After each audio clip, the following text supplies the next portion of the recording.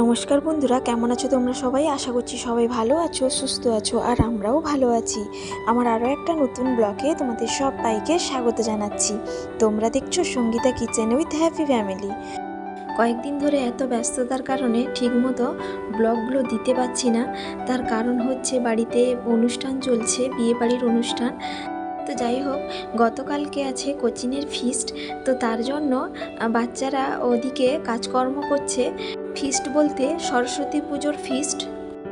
তো সরস্বতী পুজো তো অনেক দিন আগেই হয়ে গেছে, কিন্তু তার ফিস্টটা এখনও পর্যন্ত হয়ে ওঠেনি। তার কারণ হচ্ছে তোমাদের দাদা ভাইয়ের অফিসের একটু চাপ ছিল, তারপর মাধ্যমিক আর এইচএসের পরীক্ষা ছিল, তো তার জন্য আর ফিস্টটা হয়ে ওঠেনি। আর আমাদের বাড়িতে তো বিয়ের অনুষ্ঠান আছে পরপর, তো তার জন্য তোমাদের দাদা ভাই বলেছিল যে ফিস্টে একটু দেরি করে করবে, কিন্তু হঠাৎ করে অনেক কিছু ভাবনা চিন্তা করে দেখলো যে না, ফিস্টটা আর দেরি করা যাবে না। তার কারণ হচ্ছে আর সেরকম সুযোগ পাবে না, কারণ চৈত্র মাস ঢুকে যাবে। তো তার জন্য হঠাৎ করে প্রোগ্রামটা করে ফেললো। আর পরশু দিন আছে আমাদের বাড়িতে বিয়ে, তো কালকেই কিন্তু ফিস্টটা হবে। তো তার জন্যই এখানে বাচ্চারা সব আনাজপত্র কাটছে, আর স্যারেরাও কিছুজন আছেন, ওনারা দেখিয়ে দিচ্ছেন কোনটা কি কাটা হবে না হবে। আর ওখান থেকে চলে এসেছিলাম নতুন ঘরে। তো এখানে দেখতে পাচ্ছ উনুন তৈরি হয়েছে, আর এই উনুনগুলো কিন্তু ওই বাচ্চারাই তৈরি করেছে। স্যারেরা সঙ্গে ছিল, একটু দেখিয়ে দিয়েছে। তো বাচ্চারাই কিন্তু প্রতি বছরই ফিস্ট হলে ওরাই কিন্তু উনুন করে থাকে, বা সব কিছু কাজকর্ম কিন্তু ওরাই করে থাকে। আর এইদিকে যে কলা গাছটা দেখতে পাচ্ছ, ওইদিকে কিন্তু সিঙ্গাপুরি কলা একটা হয়েছে। আর এই কলা গাছগুলো আমার শ্বশুরমশাই লাগিয়ে দিয়ে গেছিলেন। তো অনেকগুলো কলা গাছ তোমরা দেখতে পেলে। আর পরশু দিন যেহেতু বিয়ে বাড়ি, তো তার জন্য কিন্তু প্যান্ডেল কিন্তু ঠিকঠাক মোটামুটি হয়ে এসছে। আর কালকে কিছুটাও হবে ফুলের কাজগুলো, তো কাপড়ের কাজগুলো প্রায় হয়ে এসছে। আর চারিদিকটা কালকেও ঘিরে দিবে বলেছে। আর সন্ধ্যার সময় ছেলের জন্য একটু বর্নভিটা করেছি। ও বর্নভিটাটা খেতে খুবই পছন্দ করে। তো তার জন্য ও বলল কি, মাম্মা আমি বর্নভিটা খাবো। তো তার জন্য ওকে একটু বানিয়ে দিয়েছি। আর আমি ভাবছি একটু চা করে খেয়ে নেব, যেহেতু চা খাওয়ার অভ্যেসটা আমার আছে। তো তার জন্য একটু অল্প করে চাও বসিয়ে দিয়েছি। আর তোমাদের দাদাভাই বললো চা খাবে না। যেখানে আনাজপত্রগুলো কাটা হচ্ছে কোচিনে, ওখানে কিছুজন স্যারেরা বাচ্চারা আছে। তো তার জন্য তোমাদের দাদাভাই চপ আর মুড়ি কিনেছে, ওখানেই খাওয়া দাওয়া করছে। আর তারপরই বেরিয়ে পড়লাম বাজারে যাব বলে, কারণ আমার ছেলের জন্য যে বিয়ের কিছু কেনাকাটা করা হয়েছিল, ওইগুলো একটু ছোট হয়ে গেছে। আর কয়েকজনের বাড়িতে বিয়ের কার্ড দেওয়া বাকি আছে। তো তার জন্য দুজন মিলেই বেরিয়ে পড়েছি বাচ্চাকে সঙ্গে নিয়ে। তো শপিং মলে চলে এসেছি আমার ছেলের ড্রেসটা চেঞ্জ করার জন্য। তোমাদের দাদাভাই গাড়িটা নিচে রেখে দিয়ে এলো। এখানে একটু গাড়ি রাখার সমস্যা, তো তার জন্য ভেতরেই রাখতে হয়। আর এখানে তোমাদের দাদাভাই জামাটা বের করে স্লিপটা দেখাচ্ছে, যেহেতু এক্সচেঞ্জ হবে, তো তার জন্য। আর এখানে পাঞ্জাবি ব্লেজারগুলো যে দেখতে পাচ্ছ, ওইগুলো কিন্তু বেশ সুন্দর লাগছে। আমার তো নেওয়ার ইচ্ছে ছিল তোমাদের দাদাভাইয়ের জন্য, কিন্তু তোমাদের দাদাভাই এইগুলো আবার পরতে চায় না। তো যাই হোক, এই যে কালারগুলো দেখতে পাচ্ছ, এই যে গেঞ্জিগুলো আমার ভীষণই পছন্দ লাগছে। তোমাদের দাদাভাইকে বলছিলাম, কিন্তু তোমাদের দাদাভাই বলছে যে যেটা নিতে এসছো সেটা আগে নাও, তারপর সেগুলো সময় করে পরে নিয়ে যাবে, কারণ আজকে অনেকগুলো কার্ড দেওয়ার আছে।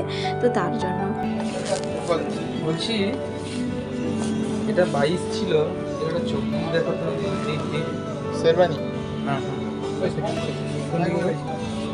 কোন দিকে গো? সেদিকটা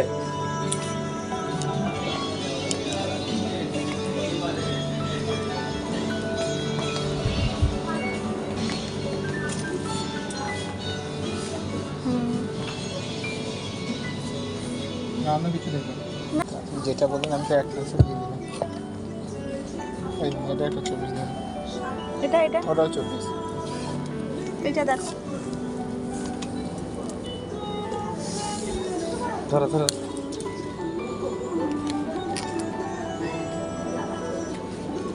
এই কালারটা কিছু মানাবে। ওইটা বের করো, ওইটা।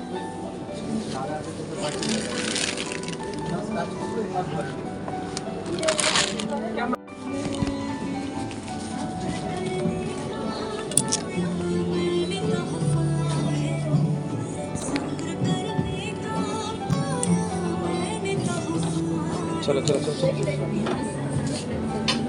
হ্যাঁ, বলবি এটা দিয়ে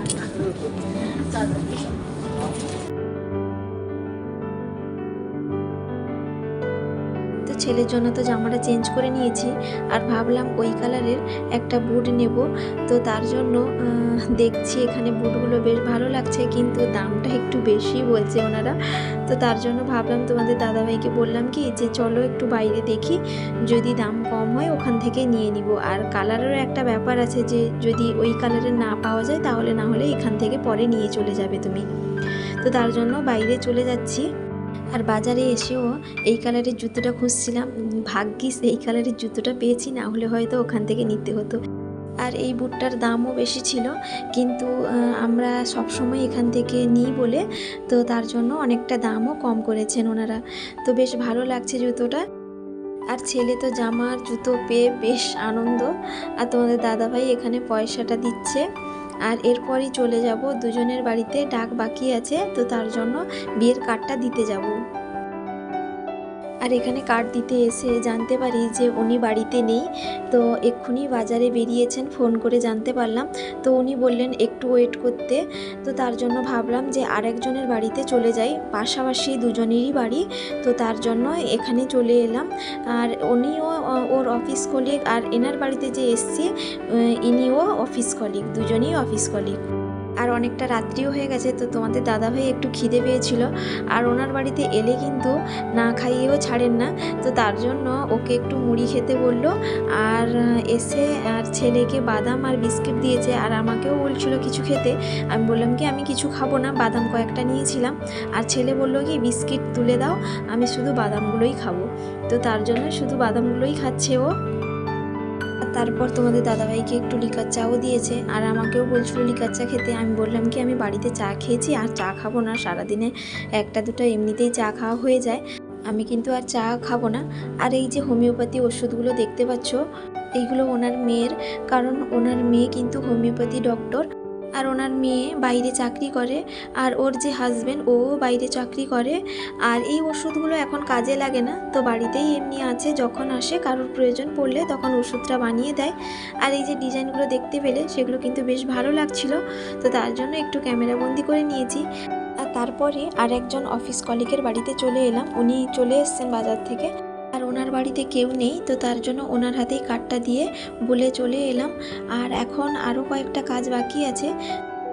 আর তারপরে ছেলে বায়না করছিল চকলেট নেবে বলে, তো তার জন্য একটা চকলেট কিনে দিলাম। আর তোমাদের দাদাভাই কয়েকটা কার্ড দিতে বাকি আছে, তো তার জন্য এখানে তার একজন বন্ধুকে কার্ডটা দিচ্ছে। ও তো সারাদিন এমনিতে সময় পায় না, তো ওর বাড়িতে গেলেও তো ওর তো দেখা পাবে না, কারণ ও তো এইখানে দোকানেই থাকবে, তো তার জন্য এখানে দিয়ে দিল। তো তারপরে আমার অফিস কলিগের বাড়িতে চলে এলাম বিয়ের কার্ডটা দেওয়ার জন্য। আর ওনারা বললেন কি বাড়ির দোতলাটা একটু দেখে আসো কিভাবে কি করেছি।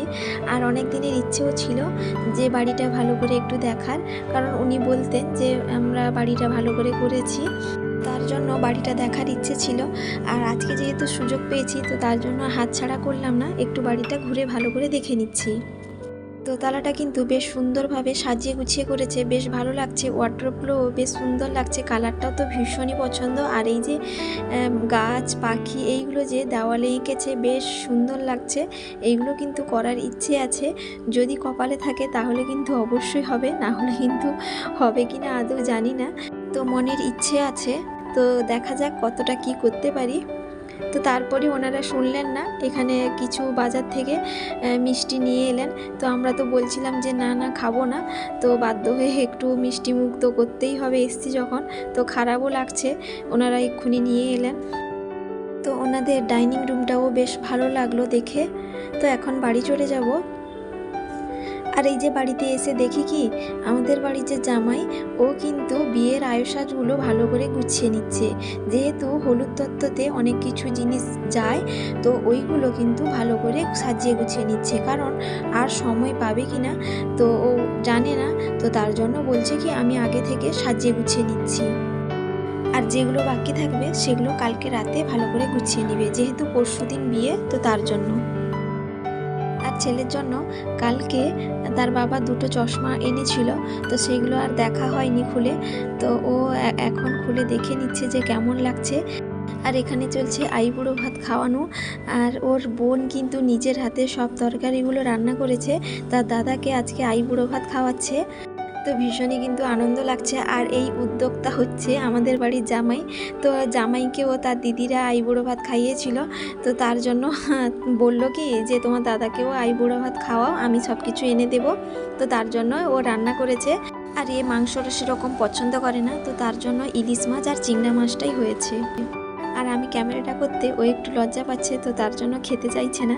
এখন আমি পালিয়ে যাব এখান থেকে।